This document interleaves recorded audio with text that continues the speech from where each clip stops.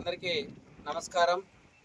ఈరోజు మన భారతదేశ నిజమైన చదువుల తల్లి సావిత్రిబాయి పూలే గారి వర్ధంతి సందర్భంగా Pulivendula skill development training centre నుంచి నేషనల్ అకాడమీ ఆఫ్ కన్స్ట్రక్షన్ నుంచి ఒక భారతదేశానికి ఒక సందేశం ఇవ్వాలనే ఒక మంచి దృఢ సంకల్పంతో ఈ యొక్క సమావేశాన్ని ఏర్పాటు చేయడం జరిగింది. ఈ సమావేశానికి విచ్చేసినటువంటి అతిథులకు, ప్రత్యేక అతిథులకు, మీడియా మిత్రులకు అందరికీ కూడా ప్రత్యేకంగా ధన్యవాదాలు. ఎందుకు మనం సావిత్రిబాయి పూలే జయంతి గురించి, వర్ధంతి గురించి మనం తెలుసుకోవాలి. జయంతి ఎందుకు జరుపుకుంటాము, వర్ధంతి ఎందుకు జరుపుకుంటామంటే ఎంతోమంది భారతదేశంలో పుట్టి ఉంటారు, మరణించి ఉంటారు.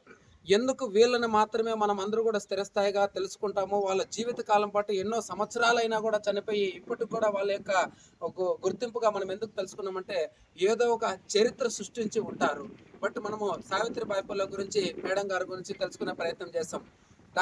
భారతదేశ రాజ్యాంగ నిర్మాత డాక్టర్ బిఆర్ అంబేద్కర్ గారి గురువు అయినటువంటి జ్యోతిరావు పూలే గారి సతీమణి గారు సావిత్రిబాయి పూలే గారు. ఈమె చేసినటువంటి త్యాగాల ఫలితంలో భాగంగా సావిత్రిబాయి పూలే గారు భారతదేశానికి మొట్టమొదటి మహిళా ఉపాధ్యాయురాలుగా మనమందరూ కూడా పరిగణించాలి కూడా. కారణం ఏమంటే ఎప్పుడు చదువుకు దూరం అవుతున్న తరుణంలో వంటింటికే పరిమితం అవుతున్నటువంటి మహిళలకి ప్రత్యేకంగా ఒక చట్టం రూపుదాల్చి ఆ మహిళలకి మొట్టమొదటిగా చదువు చెప్పేదానికి ఉద్యోగం పొందినటువంటి ఒక మహోన్నతమైనటువంటి మొట్టమొదటి భారతదేశ ఉపాధ్యాయురాలు మన సావిత్రిబాయి పూలే మేడం గారు.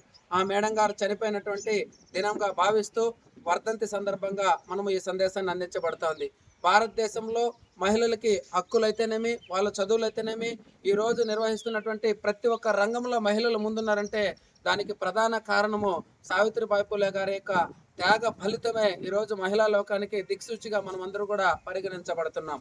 ఏది ఏమైనా ఆ మేడం గారికి మనందరి తరపున, ప్రత్యేకంగా మహిళా లోకం తరపున ప్రత్యేకంగా నివాళులు అర్పిస్తూ మేడం గారికి ఘన నివాళులుగా తెలియజేసుకుంటూ మీడియా మిత్రులకి అందరికీ కూడా ప్రత్యేకంగా ధన్యవాదాలు. Thank you.